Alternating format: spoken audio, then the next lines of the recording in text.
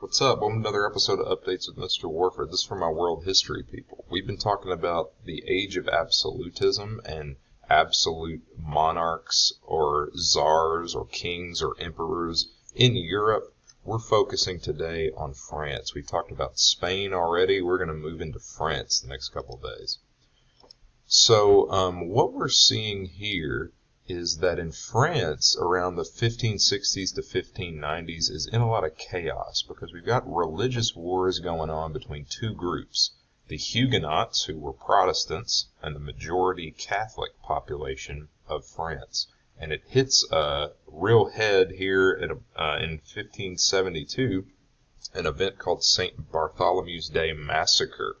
Okay, and some Huguenots and Catholics were gathered to celebrate a wedding, and violence erupted, and it led to the massacre of over 3,000 Huguenots. So France is in this religious chaos. A guy comes on the scene named Henry IV. Okay, in 1589, he's a prince that inherits the French crown, and he is a Huguenot. He is Protestant. Knowing that a Protestant would face some issues ruling a largely Catholic kingdom, he converts to Catholicism. Now, whether that conversion is legit or not, we're not really sure. Probably not, though. He did this most likely for political reasons. So what does he do while he's in power? Well, he does throw the Huguenots a bone here, and he does a thing called the Edict of Nantes, or Nantes, depending on how you pronounce it in French, and it grants the Huguenots religious tolerance is extended to Huguenots, and it lets them protect their own cities and towns that they live in. Henry IV reduces the power of the nobles in France, a powerful group in France, and he wants the government to start going through him and who he wants to administer the everyday life things that government do in France. So he appoints royal officials that are basically like the police. They improve roads, build bridges, revive agriculture. But again, it's going through him, no longer through the nobles of France. It's starting to go through him. So he kind of lays the groundwork for later French rulers to have absolute power. So some people appreciated Henry IV for restoring order and peace after all the craziness between the Huguenots and the Catholics. But some people still hated him for his tolerance of Protestants. So he's assassinated in 1610. Somebody jumps up in his carriage and stabs him. So his son, Louis XIII, takes over France. He's kind of a weak leader, not much to write home about. So a church leader, a Catholic church leader of the time, named Cardinal Richlio, essentially becomes the ruler of France. He's the guy behind the curtain who's actually calling the shots for Louis XIII. So Cardinal Richelieu, in order to increase his power, he wants to actually destroy these groups, the Huguenots and the nobles. So he allowed Huguenots to still practice their religion and worship, but he actually goes one step further than Henry IV and says, we're actually going to tear down the walls of your city. And you can't have an army that's going to protect your city within the borders of France if you're a Huguenot. That's going to be my job.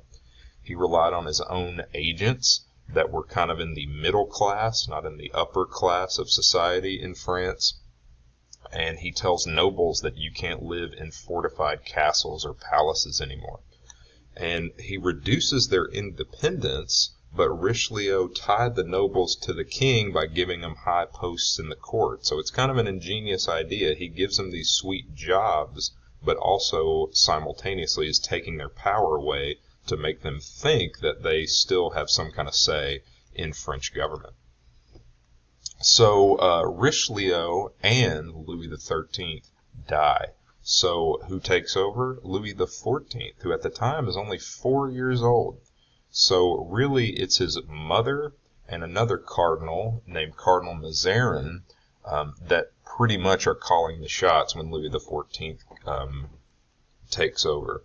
So because we've got a 4-year-old leading the country and his mother and a Catholic cardinal, disorder starts sweeping France again. We've got nobles, merchants, peasants are rebelling. rising up. Even at one point in the palace that Louis XIV lived in, they actually drove the family out of the palace because they got to the palace walls and started, busting out the windows and trying to get in, and it really scared Louis XIV, and he never forgot about that.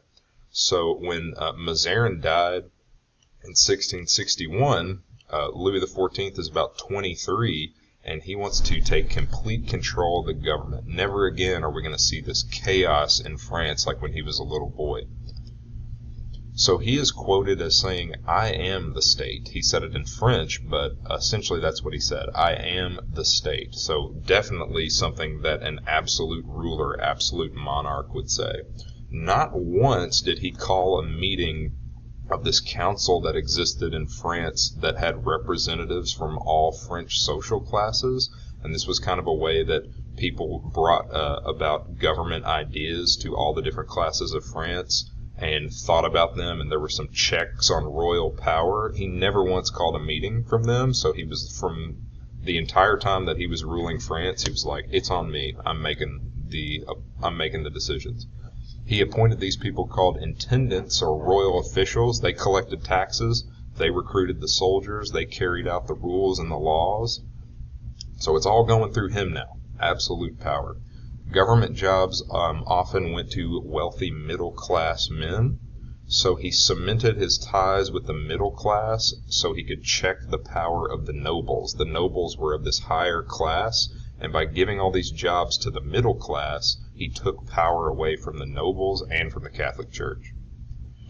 He also appoints a guy named JeanBaptiste Colbert, who helps him with the economy. So we're talking mercantilism, which we talked about in the Age of Exploration unit. We're talking protecting manufacturing, putting high taxes on imported goods so that people buy French goods. France becomes the wealthiest state in Europe under Louis XIV with the help of Jean-Baptiste Colbert. But here's the thing. Louis XIV is getting France involved in some costly wars, and his court, his palaces, everywhere he lives, he's racking up the bills, buying the best food, best furniture, best art. So that's going to become a problem later. So what we're going to talk about in the next video tomorrow is the Palace of Versailles, how it was a symbol of royal power and became a symbol of Louis XIV. He was known as the Sun King because everything revolved around him. So we're going to talk about how the Palace of Versailles was the symbol of France's excess, but also its power. And watch the next video. Check Google Classroom for any assignments today. Be working on that study guide. Have a great day.